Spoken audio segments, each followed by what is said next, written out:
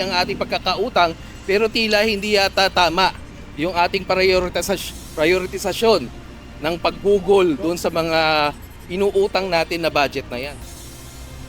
Labag sa konstitusyon, ito ang mariing iginiit ng mga grupong naghain ng petisyon upang ipawalang bisa ang General Appropriations Act of 2025 sa Korte Suprema ngayong araw. Ito ay pinagsama-samang pagkukwestiyon ng Teachers Dignity Coalition, Freedom from Debt Coalition at Philippine Alliance of Human Rights Advocates sa 2025 national budget.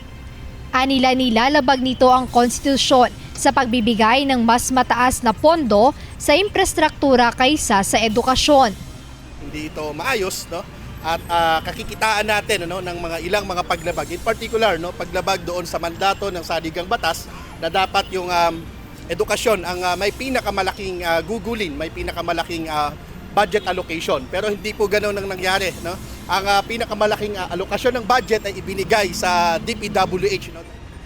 Kasama nito ang hiling na Temporary Restraining Order o TRO laban sa Republic Act No. 12116 o GAA 2025 dahil nilabag nito ang Section 5, Paragraph 5, Article 14 ng 1987 Constitution na nag-uutos na bigyang prioridad ang edukasyon sa pambansang budget.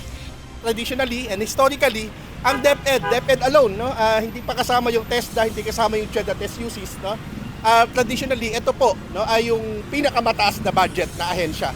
Pero ngayon, pag sama-samahin lahat ng education agencies, DepEd, TESDA, SUCs at CHED, kulang pa rin, mas mataas pa rin po yung DPWH. Binatikos din ng mga petitioner ang umano'y reclassification ng pondo upang palabasing may pinakamalaking alokasyon ang edukasyon. Kabilang dito ang pagsasama ng budget ng mga institusyong hindi tradisyonal na pang-edukasyon tulad ng Philippine Military Academy, Philippine National Police Academy at iba pang ahensya sa ilalim ng Department of National Defense, Philippine National Police, Department of the Interior and Local Government at Department of Science and Technology.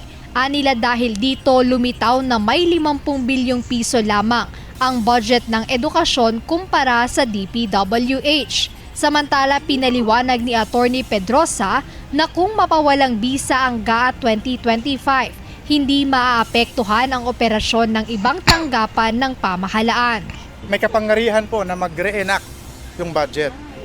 Ibig sabihin, yung budget noong nakaraang taon ang magiging batayan para ipatupad para sa mga pangailangan ng ating operations, ng government operations sa ngayon.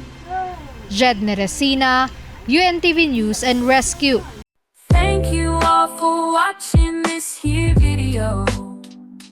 Please like and subscribe and follow. Much love from Little Yas to each of you.